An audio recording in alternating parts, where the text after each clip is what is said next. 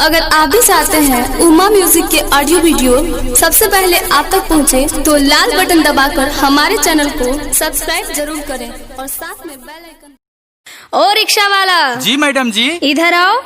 जी मैडम बोलिए। मैं मगध बिहार पहली बार आई हूँ, मुझे ये बताओ यहाँ पे कौन कौन सा फेमस जगह है घूमने का? मैडम जी यहाँ तो बहुत कुछ फेमस है। अच्छा। जैसे जैसे ककोलत का झरना, राजगीर का पहाड़, नालंदा का खंडहर, बोध गया। बताइए आपको कहाँ चलना है? अच्छा, तो मुझे ये बताओ यहाँ पे खाने में क्या फेमस है? मैडम जी यहाँ तो खाने के लिए बहुत कुछ फेमस है। नहीं, मुझे ऐसा कुछ खिलाओ कि जाने के बाद भी याद रहे। अच्छा ठीक है मैडम, आइए आपको खिलाते हैं।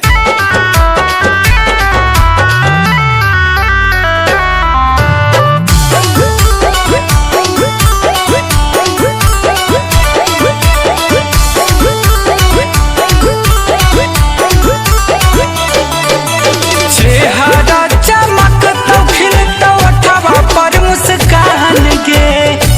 अच्छा, ऐसा है क्या? चेहरा चमकता खिलता ओठवा पर मुस्कान के। चल गे छौरी तोरा खिलाइबो मीठा मगहिया पान गे। चल गे छौरी तोरा खिलाइबो मीठा मगहिया पान गे।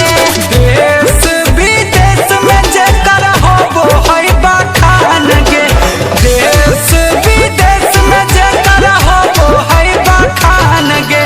चल गे छौरी तोरा खिलाइबो मीठा मगहिया पान गे। चल गे छौरी तोरा खिलाइबो मीठा मगहिया पान गे। अच्छा, इससे नशा तो नहीं लगेगा ना? अरे नहीं मैडम जी, ये मीठा पान है। तुम बातें बहुत बनाते हो।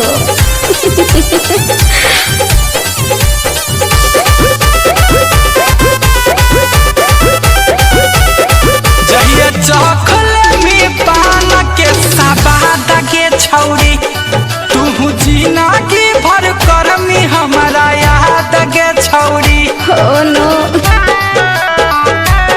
जहिया चखले में पान के सबाद के छौरी, तू जीना की भर करमी हमारा याद के छौरी। और बताओ। मूड हो तो फ्रेश बढ़तो लभ के ज्ञान गे। क्या? मूड हो तो फ्रेश बढ़तो लभ के ज्ञान गे। हाँ। चल गे छौरी तोरा खिलाइबो मीठा मगहिया पान गे।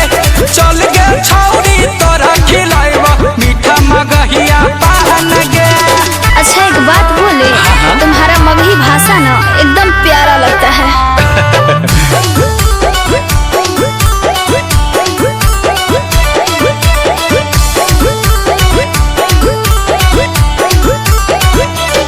चल कर देबो मान तोर खुश गे छौरी, हो तो जन्नत के जैसन महसूस गे छौरी।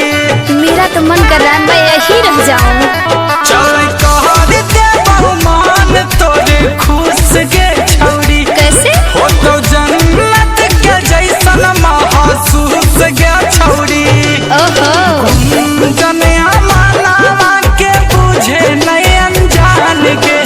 गुंजनिया मानवा के बुझे नहीं अनजान के। चल गे छौरी तोरा खिलाइबो मीठा मगहिया पान गे। चल गे छौरी तोरा खिलाइबो मीठा मगहिया पान गे। अच्छा, एक बात बोलूं? जी मैडम।